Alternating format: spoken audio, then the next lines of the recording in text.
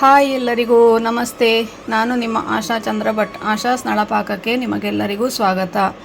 ಇವತ್ತು ನಾವು ಮಕ್ಕಳಿಗೆ ಬಹಳ ಇಷ್ಟವಾದಂತಹ ಮೋಮೋಸ್ ಹೇಗೆ ಮಾಡೋದು ಅಂತ ಹೇಳೋದನ್ನು ತೋರಿಸ್ಕೊಡ್ತಾ ಇದ್ದೇವೆ.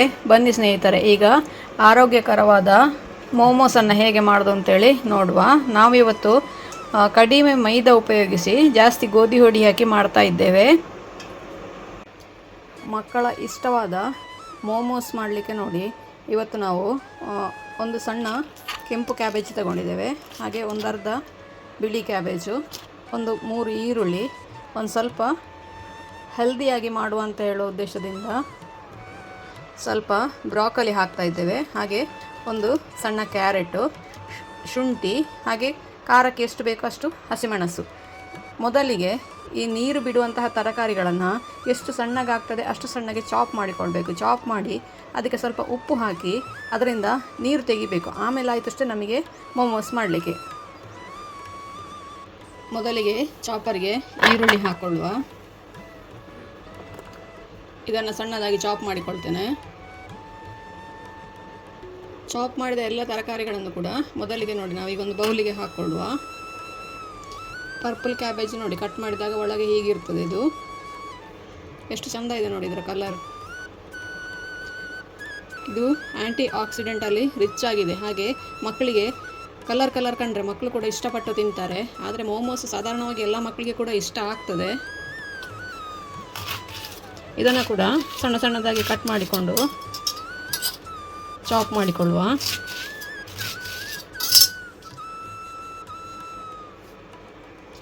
ಇದನ್ನು ಕೂಡ ನೋಡಿ ಈ ಥರ ಸಣ್ಣದಾಗಿ ಚಾಪ್ ಮಾಡಿಕೊಂಡಾಯಿತು.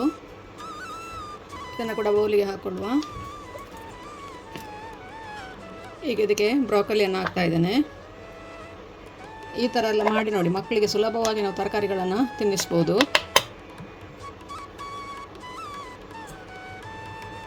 ಈಗ ಬಿಳಿ ಕ್ಯಾಬೇಜ್ ಹಾಕಿ ಚಾಪ್ ಮಾಡ್ಕೊಳ್ತಾ ಇದ್ದೇನೆ.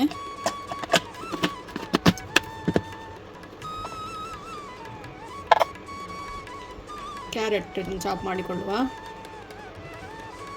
ಚಾಪ್ ಮಾಡಿ ಎಲ್ಲ ರೆಡಿ ಆಯಿತು. ಇದಕ್ಕೀಗ ಸ್ವಲ್ಪ ಹುಡಿ ಉಪ್ಪು ಹಾಕುವ. ನಾವು 1 ಟೀ ಸ್ಪೂನಷ್ಟು ಉಪ್ಪು ಹಾಕ್ತಾ ಇದ್ದೇನೆ ಅಂದಾಜು.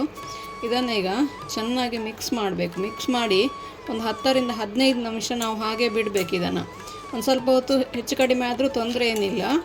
ನೀರಿದ್ದರೆ ಮೋಮೋಸ್ ಸರಿಯಾಗಿ ಬರುವುದಿಲ್ಲ, ಮೆತ್ತಗಾಗ್ತದೆ ಅದು.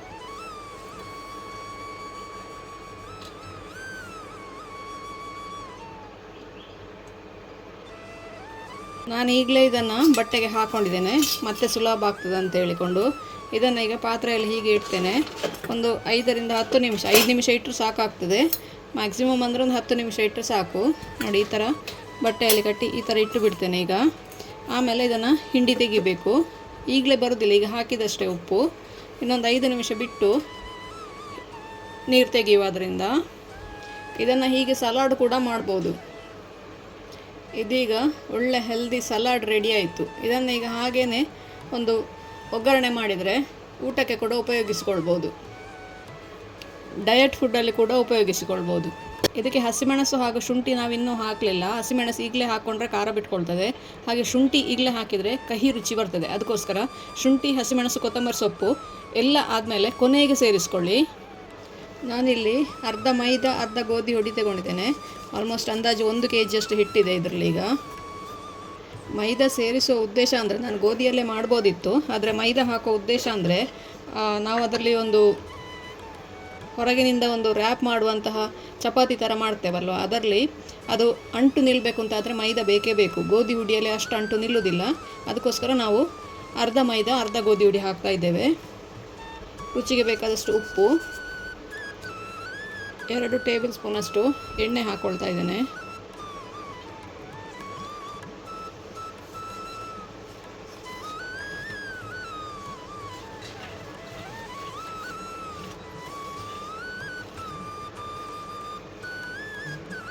ಎಣ್ಣೆ ಹಾಕಿ ಅದನ್ನು ಎಷ್ಟು ಮಿಕ್ಸ್ ಮಾಡಬೇಕಂದ್ರೆ ಕಡಿಮೆ ಆದರೆ 1 ಟೀ ಸ್ಪೂನಷ್ಟು ಪುನಃ ಹಾಕಿ ಎಣ್ಣೆ. ನೋಡಿ ಈ ಥರದ್ದು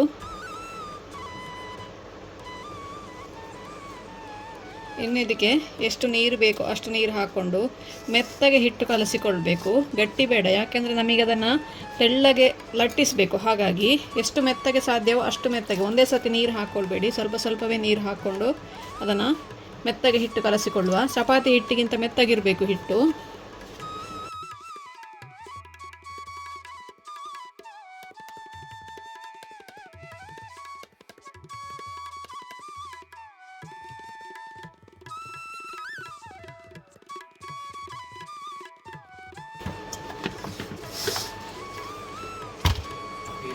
ಇದು ನೋಡಿ ಹಿಟ್ಟು ರೆಡಿ ಆಯಿತು. ನೋಡಿ ಈ ಥರ ನೀವು ಬೆರಳು ಹಾಕುವಾಗ ಈ ಥರ ಒಳಗೆ ಹೋಗ್ಬೇಕು, ಅಷ್ಟು ಸಾಫ್ಟ್ ಇರಬೇಕು ಹಿಟ್ಟು.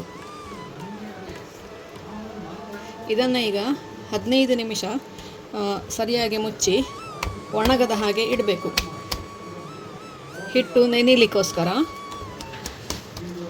ತರಕಾರಿ ನೋಡಿ ನಾವೇನು ಬಟ್ಟೆಯಲ್ಲಿ ಹಾಕಿ ಇಟ್ಟಿದ್ದೇವೆ, ಇದು 5 ನಿಮಿಷ ಆಯ್ತು. ಈಗ ಇದನ್ನು ಈಗ ನೀರು ತೆಗೆಯುವ.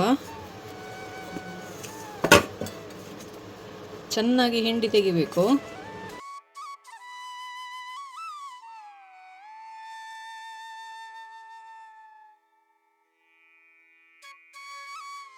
ಇಷ್ಟು ನೀರು ನಮಗೆ ಮೊಮೊ ಮಾಡುವಾಗ ಬೇಡ, ಅದು ನಾವು ಸೆಕೆ ಬರಿಸುವಾಗ ಬೇಯಿಸುವಾಗ ಅದನ್ನು ಅಂದರೆ ಸ್ಟೀಮ್ ಮಾಡುವಾಗ ಅದು ನೀರು ಬಿಟ್ಕೊಳ್ತದೆ. ಅದಕ್ಕೋಸ್ಕರ ಈ ಪ್ರಾಸೆಸ್ ಮಾಡಲಿಕ್ಕೆ ಇಷ್ಟ ಇಲ್ಲದವರು ಇದನ್ನು ಟಾಸ್ ಕೂಡ ಮಾಡಿಕೊಳ್ಬೋದು. 1-2 ನಿಮಿಷ ಬಾಣಲೆಯಲ್ಲಿ ಹಾಕಿ ಅದನ್ನು ಹಾಗೂ ಕೂಡ ಮಾಡ್ಕೊಳ್ಬೋದು. ಆದರೆ ಅದು ಇದರಷ್ಟು ರುಚಿ ಆಗೋದಿಲ್ಲ ಅದು, ಯಾಕೆಂದರೆ ಅದು ಆಲ್ರೆಡಿ ಅರ್ಧ ಬೆಂದಿರ್ತದೆ ಅದು. ಹಾಗಾಗಿ ನಾವು ಫುಲ್ ಸ್ಟೀಮ್ ಮಾಡುವಾಗ ಅದು ಪೂರ್ತಿಯಾಗಿ ಬೇಯ್ತದೆ, ಅದರ ಟೇಸ್ಟ್ ಸ್ವಲ್ಪ ಅಷ್ಟು ಒಳ್ಳೆಯದಾಗಿ ಬರೋದಿಲ್ಲ. ಈ ಥರ ಮಾಡಿದರೆ ಒಳ್ಳೆ ಟೇಸ್ಟ್ ಬರ್ತದೆ ಅದು. ನೋಡಿ ಎಷ್ಟು ನೀರಿದೆ ಅಂತೇಳಿ. ನೋಡಿ ಇದರಲ್ಲಿ 2 ಲೋಟದಷ್ಟು ನೀರು ಬಂತು. ಈ ನೀರನ್ನು ವೇಸ್ಟ್ ಮಾಡಬೇಕು ಅಂತಿಲ್ಲ, ಇದನ್ನು ಸೂಪ್ ಮಾಡ್ಬೋದು, ರಸಮ್ ಮಾಡ್ಬೋದು, ಇಲ್ಲ ಸಾಂಬಾರು ಮಾಡುವಾಗ ಸಾಂಬಾರಿಗೆ ಕೂಡ ಹಾಕ್ಕೊಳ್ಬೋದು. ಇದನ್ನು ಸೈಡಲ್ಲಿ ಎತ್ತಿಡುವ. ಇದು ನೋಡಿ ಅಷ್ಟು ತುಂಬ ಇದ್ದದ್ದು ನೀರು ತೆಗೆದಾಗ ನೋಡಿ ಇಷ್ಟು ಸ್ವಲ್ಪ ಆಯ್ತು ಇದು.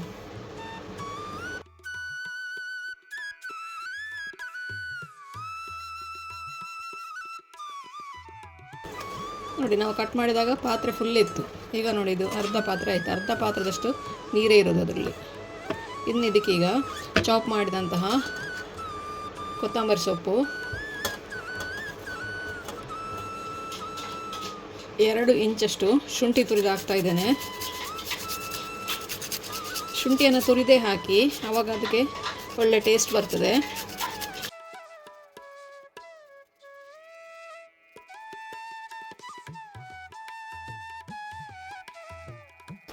ಸಣ್ಣಗೆ ಚಾಪ್ ಮಾಡಿದಂತಹ ಹಸಿಮೆಣಸು, ನಿಮ್ಮ ಖಾರಕ್ಕೆ ಎಷ್ಟು ಬೇಕೋ ಅಷ್ಟು ಹಾಕ್ಕೊಳ್ಳಿ. ಮಕ್ಕಳಿದ್ರೆ ಅದನ್ನು ಗಮನದಲ್ಲಿ ಇಟ್ಕೊಂಡು ಹಾಕ್ಕೊಳ್ಳಿ.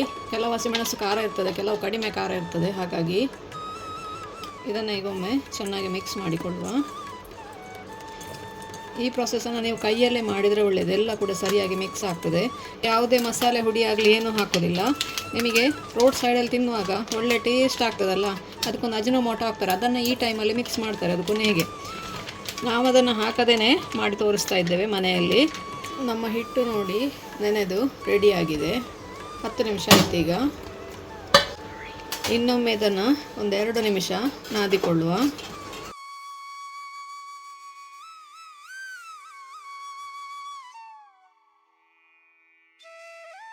ಸಣ್ಣ ಸಣ್ಣ ಉಂಡೆಗಳನ್ನಾಗಿ ಮಾಡಿಕೊಳ್ಬೇಕು, ಇಲ್ಲ ದೊಡ್ಡ ಒಂದೇ ಚಪಾತಿ ಮಾಡಿಬಿಟ್ಟು ಅದರಿಂದ ಕೂಡ ನಮಗೆ ಎಷ್ಟು ದೊಡ್ಡ ಮೋಮೋಸ್ ಬೇಕು ಅದನ್ನು ತೆಗಿಬೋದು. ಮೊನ್ನೆ ಅಮೆಝಾನ್ ಫೆಸ್ಟಲ್ಲಿ ಆರ್ಡ್ರ್ ಮಾಡಿದಂತಹ ಮೋಮೋ ಸ್ಟೀಮರ್ ಓಪನ್ ಮಾಡ್ತಾ ಇದ್ದೇವೆ. ಮೋದಕ ಮೇಕರ್ ಅಂತೇಳಿ ಸಿಗ್ತದೆ, ಅದರಲ್ಲಿ ಕೂಡ ನಮಗೆ ಮೋಮೋ ಮಾಡಿಕೊಳ್ಬೋದು. ನೋಡಿ 2 ಪಾತ್ರೆ ಇದೆ, ಅದರಲ್ಲಿ ಕೆಳಗಡೆ ಇದರಲ್ಲಿ ನೀರು ಹಾಕಿ, ಇದರಲ್ಲಿ ನೋಡಿ ಒಂದು ಗ್ಲಾಸಿನ ಮುಚ್ಚಳ ಇದೆ.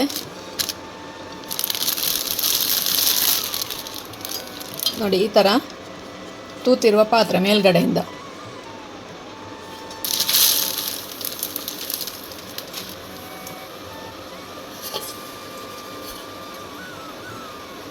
ಮೊದಲಿಗೆ ಇದನ್ನು ಚೆನ್ನಾಗಿ ತೊಳ್ಕೊಳ್ಬೇಕು. ಆಮೇಲೆ ಇದಕ್ಕೆ ಬೇಯಿಸಲಿಕ್ಕೆ ಎಷ್ಟು ನೀರು ಬೇಕು ಅಷ್ಟು ನೀರು, 2-3 ಕಪ್ಪಷ್ಟು ನೀರು ಹಾಕ್ಕೊಂಡಿದ್ದೇನೆ. ಮೇಲಿಂದ ನೋಡಿ ಈ ಥರ ಸ್ಟೀಮರನ್ನು ಇಟ್ಟು ಇದಕ್ಕೀಗ ಎಣ್ಣೆ ಹಚ್ಕೊಳ್ಬೇಕು, ಇಲ್ಲದಿದ್ದರೆ ಅದು ಅಂಟಿಕೊಳ್ತದೆ.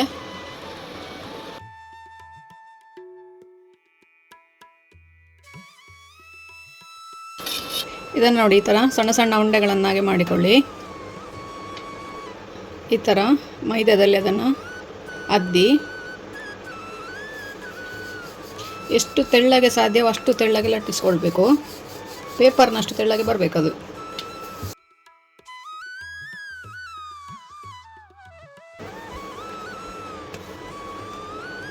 ನಮ್ಮ ಹತ್ರ ಮೋದಕ ಮಾಡುವಂಥದ್ದು ಮೇಕರ್ ಇದೆ, ಅದರಲ್ಲಿಗೆ ಇಟ್ಟು ಸುಲಭವಾಗಿ ಹೇಗೆ ಮಾಡ್ಬೋದು ಅಂತ ಹೇಳೋದನ್ನು ತೋರಿಸ್ಕೊಡ್ತಾ ಇದ್ದೇವೆ.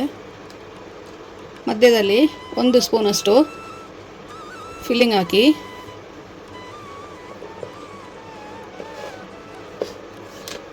ಈ ಥರ ಒಮ್ಮೆ ಪ್ರೆಸ್ ಮಾಡಿ ಅದನ್ನು.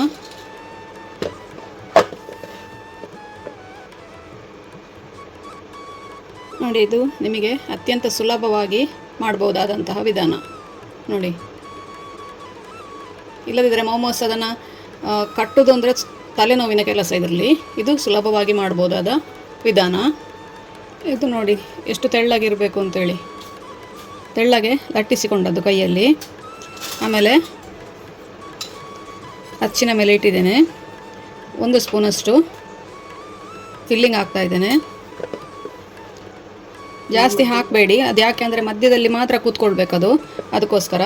ನೀವು ಜಾಸ್ತಿ ಫಿಲ್ಲಿಂಗ್ ಹಾಕಿದರೆ ಹೊರಗಡೆ ಬರ್ತದೆ ಅದು. ಒಮ್ಮೆ ಈಗ ಪ್ರೆಸ್ ಮಾಡಿ ನಿಧಾನಕ್ಕೆ ತೆಗೀರಿ. ನೋಡಿ, ಕಟಿಂಗ್ಸ್ ಎಲ್ಲ ಸೈಡಿಂದ ಹೊರಗಡೆ ಇದ್ದದೆಲ್ಲ ಎಕ್ಸ್ಟ್ರಾ ಎಲ್ಲ ತೆಗಿಲಿಕ್ಕೆ ಬರ್ತದೆ ಆರಾಮಾಗಿ.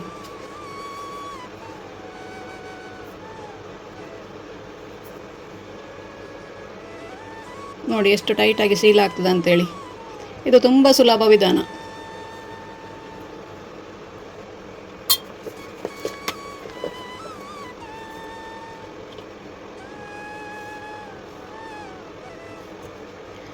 ಪ್ಲೇಟಿಗೆ ನೋಡಿ ಮೊದಲೇ ನೀವು ಎಣ್ಣೆ ಗ್ರೀಸ್ ಮಾಡಿ ಇಟ್ಕೊಳ್ಬೇಕು, ಇಲ್ಲದಿದ್ದರೆ ಇದಕ್ಕೆ ಅಂಟಿಕೊಳ್ತದೆ ನಾವು ಇದನ್ನು ಇಟ್ಟಾಗ. ಈಗ ನೋಡಿ ಈ ಥರ. ಇನ್ನು ಪುನಃ ಇದಕ್ಕೆ ಮೇಲಿಂದ ಪುನಃ ಎಣ್ಣೆ ಗ್ರೀಸ್ ಮಾಡಲಿಕ್ಕಿದೆ ನೋಡಿ. ಈ ಥರ ಈ ಇಡೀ ಪ್ರೋಸೆಸ್ಸಲ್ಲಿ ಇದರಲ್ಲಿ ಎಣ್ಣೆ ಬೀಳೋದಂದರೆ ಇಲ್ಲಿ ಮಾತ್ರ, ಈ ಹಂತದಲ್ಲಿ ಮಾತ್ರ, ಬೇರೆ ಎಲ್ಲಿ ಕೂಡ ನಾವು ಎಣ್ಣೆ ಉಪಯೋಗಿಸೋದಿಲ್ಲ. ಇದನ್ನು ಡೀಪ್ ಫ್ರೈ ಕೂಡ ಮಾಡಲಿಕ್ಕಾಗ್ತದೆ. ಇದನ್ನು ಹಾಫ್ ಕುಕ್ ಮಾಡಿ ಆಮೇಲೆ ಡೀಪ್ ಫ್ರೈ ಕೂಡ ಮಾಡಲಿಕ್ಕಾಗ್ತದೆ. ನಾವು ಮಾಡ್ತಾ ಇಲ್ಲ ಇವತ್ತು, ನಾವು ಸ್ಟೀಮ್ ಮಾಡ್ತಾ ಇದ್ದೇವೆ. ನೋಡಿ, ಇದೀಗ ಸ್ಟೀಮರ್ಗೆ ಹೋಗಲಿಕ್ಕೆ ರೆಡಿ ಆಯಿತು. ಇದನ್ನು ನೋಡಿ, ನೀರು ಸರಿಯಾಗಿ ಕುದಿದು ಸ್ಟೀಮ್ ಈ ಥರ ಮೇಲೆ ಬರುವವರೆಗೆ ಇದನ್ನು ಕಾಯಿಸಬೇಕು. ಫಸ್ಟಿಗೆ ಎಣ್ಣೆ ಪಸೆ ಕಡಿಮೆ ಆಗಿದೆ ಅಂದರೆ ಸರಿಯಾಗಿ ಗ್ರೀಸ್ ಮಾಡಿಕೊಳ್ಳಿ, ಇಲ್ಲದಿದ್ದರೆ ಅದು ಅಂಟಿಕೊಳ್ತದೆ. ಇದಕ್ಕೆ ನೋಡಿ ಮೇಲಿಂದ ಹಾಗೂ ಕೆಳಗಿಂದ 2 ಕಡೆಯಿಂದ ಕೂಡ ಎಣ್ಣೆ ಸವರಬೇಕು.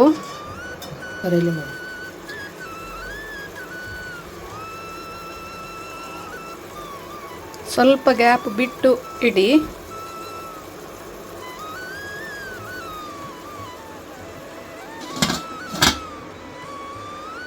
ಇದನ್ನೀಗ ಮುಚ್ಚಳ ಮುಚ್ಚಿ 10 ನಿಮಿಷ ಬೇಯಿಸುವ. ನೋಡಿ, ಇದೀಗ ಬೆಂದು ರೆಡಿ ಆಯಿತು. 10 ನಿಮಿಷ ಆಯಿತು. ಇದನ್ನೀಗ ಇದರಲ್ಲಿರೋ ನೀರು ಮೊಮೋಸಿಗೆ ಬೀಳದ ಹಾಗೆ ಜಾಗ್ರತೆಯಾಗಿ ನೀವು ಮುಚ್ಚಳ ತೆಗಿಬೇಕಾಗ್ತದೆ.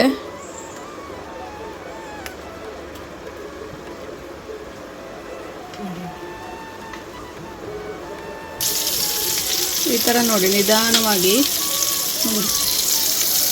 ಎಷ್ಟು ಆರಾಮಾಗಿ ತೆಗಿಲಿಕ್ಕೆ ಬರ್ತದೆ ಅಂತೇಳಿ.